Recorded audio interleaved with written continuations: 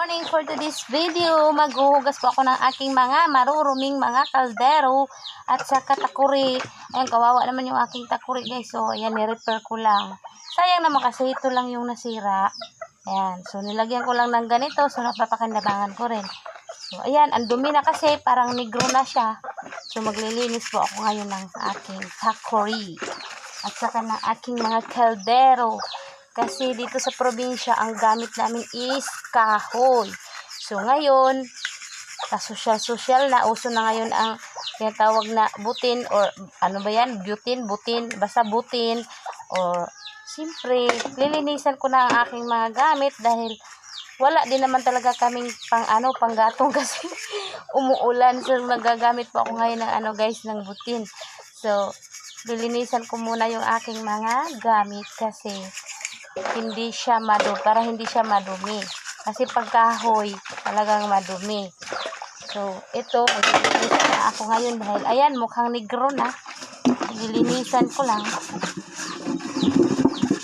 Kasi ako guys, weekly po ako naglilinis ng ng mga puwet-puwet. Pero yung nililinis ko lang, maganito lang.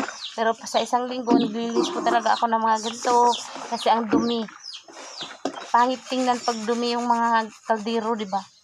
May dikit sa kamay. Mabuti na lang guys at may marami ng mga tubig. Yan, laki na ng braso, parang parang pang wrestling na talaga guys.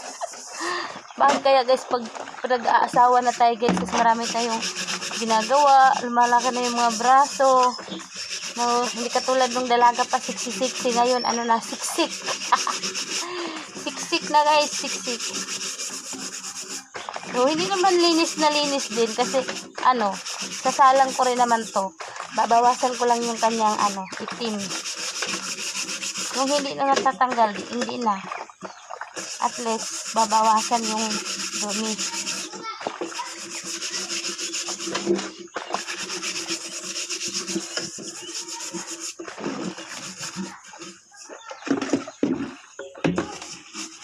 Tapos naglilinis ako guys ng mga kaldero ngayon kasi para mamaya maglalaba ako, malinis na yung kamay, di ba?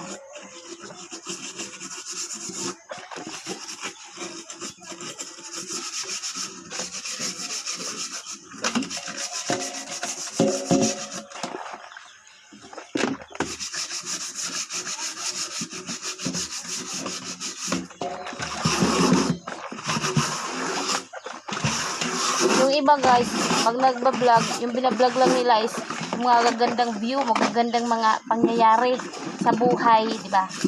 Ako wala lang magandang nangyayari. So, ganito lang yung binablog ko sa inyo, yung yung mga ginagawa ko araw-araw.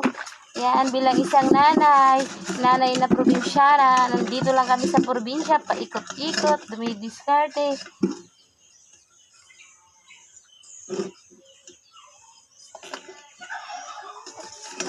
Ay, masabit na yung aking steam wool. So, ayan. So, diba? Nababawas-bawasan din yung itim. Ouch! Dami ko kayang nilinis guys. So, ito na naman. Sobrang itim kasi pinag-anuhan ko to ng baka, nilagang baka ba. So, ang itim nga kasi gumamit ako ng pupunas na ako. Ganito kami pupunas kasi ganito.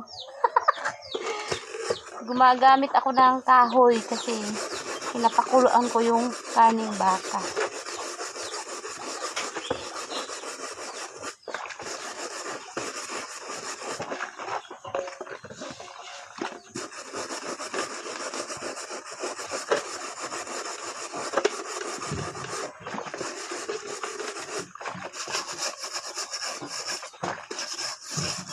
Hello mga kananay dyan, mga kananays. Anong mga ginagawa nyo dyan? Mamaya na kayo magmarites. Kuskus mo na kayo ng kaldero. Pagkatapos ng ginagawa, ayan, magmarites na.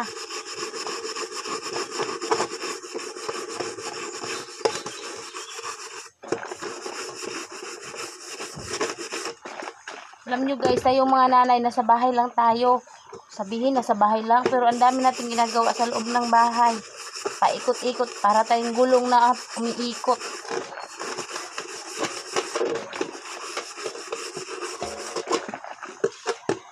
Tapos pagkatapos nito guys, maglalaban na naman ako. So, ayan, makulimlim ang panahon. So, masarap maglaba kasi maraming tubig.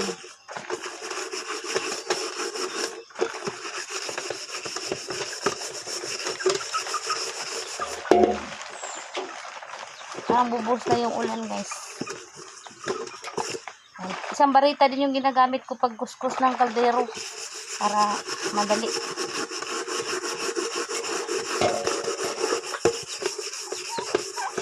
Ang pangit naman tingnan guys pagka luto tayo ng luto tapos yung kaldero natin ang dumi. Inis ako niyan. Lagkit. Kasi halos lahat dito lang nililinis. Dito hindi na.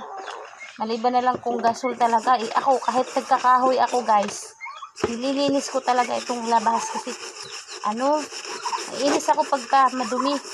Madumi yung labas niya.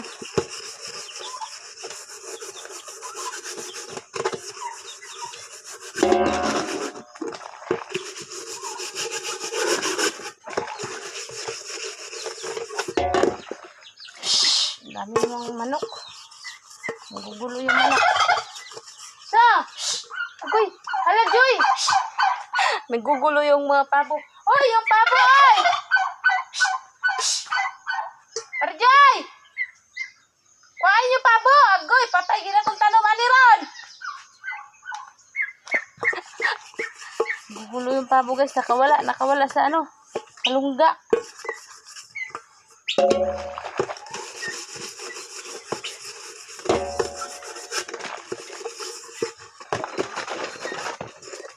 Ayan na guys. Oh, ayan, 'di ba?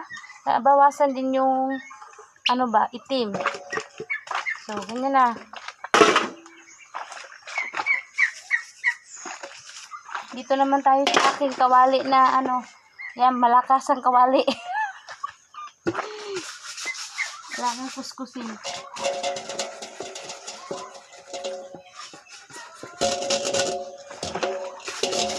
Sinasalang ko talaga ito guys sa kahoy, sa apoy ba.